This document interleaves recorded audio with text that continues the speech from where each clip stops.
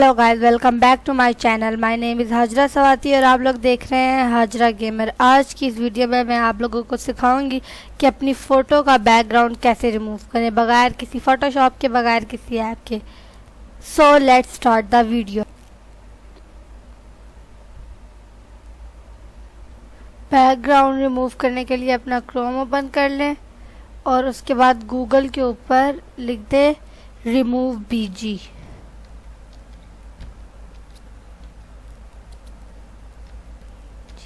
और enter.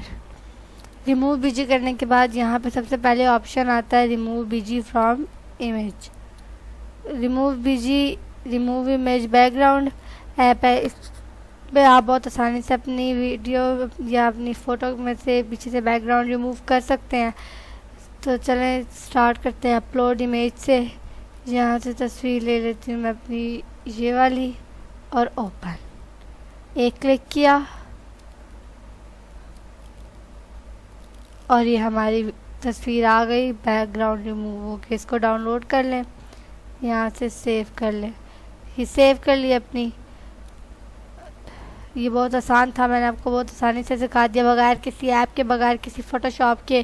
Photoshop में हो तो सकती है लेकिन ये बहुत हार्ड होता है और हर किसी के पास नहीं होता और ना ही हर कोई यूज़ कर सकता है। इसलिए मैंने आपको बहुत आसानी से रिमूव बीजी पे बनाना सिखा दी। ये बिल्कुल फ्री है, कोई भी पेड वगैरह कुछ भी करने की ज़रूरत नहीं है।